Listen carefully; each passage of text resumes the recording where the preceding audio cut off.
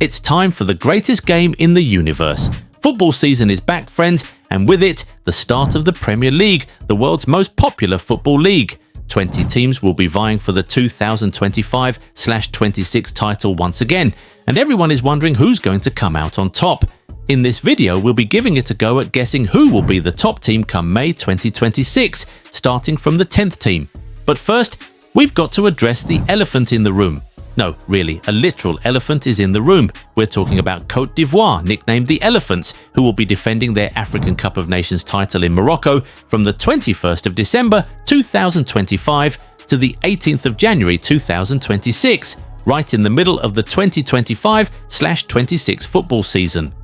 According to the Premier League records, 51 players could be leaving their clubs to represent their nations come December. Also, over 10 clubs will be affected. This may not change much, but imagine United losing Mazraoui, Brian Mbeumo, Amad Diallo and Onana. Imagine Nottingham Forest losing Ola Aina and Taiwo Awoniyi, or Fulham losing Calvin Bassey and Alex Iwobi. Yeah, all these departures may affect the relegation battle as well. Sunderland is coming into the league with several players who could be leaving for AFCON. Burnley's main striker, Lyle Foster, will also be at the tournament. These two are the main candidates for relegation, and having to lose certain players could impact their chances. But then again, how much does AFCON really affect teams in Europe? We will definitely find out when the Premier League comes around. By the way, who do you think will join Sunderland and Burnley in getting relegated? Or do you think either of these teams will stay up and a surprise candidate will go down? Maybe West Ham United? Let us know in the comments. And now, here's our prediction for the top 10 of the 2025/26 Premier League season. Take a guess before we begin. Do you have your ideas locked in? Sharp. Let's get right into it. At number 10, we have Nottingham Forest. We know they finished in 7th place last season, but they've lost quite a few important players. They also have the added pressure of playing in Europe, and the lack of experience is definitely going to tell on the players. The only reason why we're not having them lower is because they're still a strong enough team to remain competitive. They are great at signing mid-level players, however, and a few who could make them competitive enough, just enough to stay in the top 10 ahead of Crystal Palace and Brentford. Brighton and Hove Albion are our pick for 9th place because they're free from Europe. They've already done what they do, sign players who could turn out to be stars.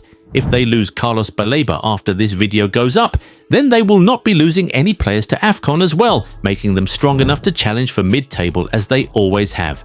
In truth, we see them possibly returning to Europe, but 9th place is the most realistic position we could place them in, and that's because of the other contender, whom you probably have guessed by now. One of those contenders is Manchester United. There will be improvement at Old Trafford, but we don't see them improving enough to get past 8th place. Benjamin Šeško is now at the club, and things are looking up for them, but the same thing was said when Rasmus Højlund joined them 2 seasons ago. We're not even going to talk about their tactics, because pre-season has shown us enough to know that we shouldn't expect too much from Ruben Amorim. Another of those contenders is Newcastle United, who finished in 5th place last season. We have them finishing in 7th place this time around for 2 major reasons. One is that Aston Villa are looking much better than they were last season. Unai Emery has grown into his role. The multiple-time Europa League winning manager and his team are getting better at handling the pressure of title chasers. The second major reason is that Newcastle United have all but failed in the transfer window, despite their access to resources. If they lose Alexander Isak, things will surely get a lot more rocky for them. This is why we believe they'll end up in 7th. Newcastle will finish behind Aston Villa, which means Villa will finish in 6th place. This is basically a swap of their positions from last season, where Villa finished behind Newcastle. We think Villa will be ahead this time because they're in the Europa League, which is Unai Emery's bread and butter. Newcastle, meanwhile, will be a little distracted with their Champions League place and trying to win another title again, just like they did last time, allowing Unai Emery, who's already mastered being where his team currently are, to sneak up on them and steal their spot. In 5th place, we have Tottenham Hotspur, who are in a new era. They've brought in Mohamed Kudus, Mathys Tel, Ron Palinha, and most importantly, Thomas Frank, who, frankly, is a more pragmatic manager than Ange Postecoglou. Unfortunately, they will be using Yves Bissouma to AFCON, but they have Palinha and Bentancur to cover up.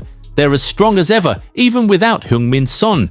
And now, with Frank at the helm, they'll be ready to challenge. Their problem is the other teams ahead of them, which you probably guessed by now. The first of those teams is Arsenal. Yep, we believe that the mighty Gunners will finish 4th this time around. Now, hold on a minute before you come for our heads. You see, everyone expects Arsenal to take their spot in 2nd place again. Mikel Arteta has addressed past weaknesses with his signings. Gyökeres's addition will especially add a new dimension to Arsenal's attack. The thing is, Chelsea, Liverpool and City are looking stronger and more put together. Arteta will struggle, and that is why we see Arsenal finishing in 4th. Finishing 3rd will be the defending champions Liverpool. Last season was great, but we can't shake the feeling that they had lots of luck, and even though they have strengthened their side significantly, we don't think they'll be as lucky. Most significantly, they will be losing Mo Salah, the backbone of their attack, to AFCON. It's going to be harder for Slot to figure things out this time around, even with all the new signings at his disposal. If the rest of the league does not prepare adequately for them though, don't be surprised to see them running away with the trophy by April again. The FIFA Club World Cup winners Chelsea will finish 2nd. Their signings have been great really. Juan Pedro, Jamie Bino-Gittens, Esteban Willian, Liam Delap, Jorel Hato and Dario Esugo. Because of these moves in the transfer window, Opta gave them an 8.8% title probability and a good chance at the top 4. Also, Chelsea have a history of winning big trophies under Italian managers, Carlo Ancelotti, Roberto Di Matteo, and now Enzo Maresca. They could very well win the competition, but we cannot shake the feeling that they're not ready just yet, and that is because of Manchester City, managed by Maresca's former boss, Pep Guardiola. City will return to the top. Throughout Pep's career, he has never gone more than one season without the league title. Ryan Cherki, James Trafford, Tijani Reinders and Ryan Ait-Nouri look like good signings, but not having Kevin De Bruyne anymore and no Rodri for the start of the season is going to make things weird. Pep Guardiola is going to have to pull a rabbit out of a hat to bring his brand new team to the pinnacle of the league again, and he has done this countless times.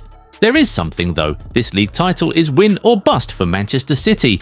If they don't have a hold on the top spot by December, they're definitely going to be in a top 4 battle instead of a top 2 battle. Heck, once their confidence is shot, they might drop out of the top 4 entirely. So yeah, Pep to win it all, or completely flop to 4th or 5th place. Now that's a dilemma. And there we have it, our top 10 final table for the 2025/26 Premier League season, with Manchester City back at the pinnacle. So many things can change to make this prediction null and void, but we feel strongly about this one. So let us know what you think. Will Manchester City win the league again? Do you think Manchester United will still remain outside the top 10? Let us know in the comments.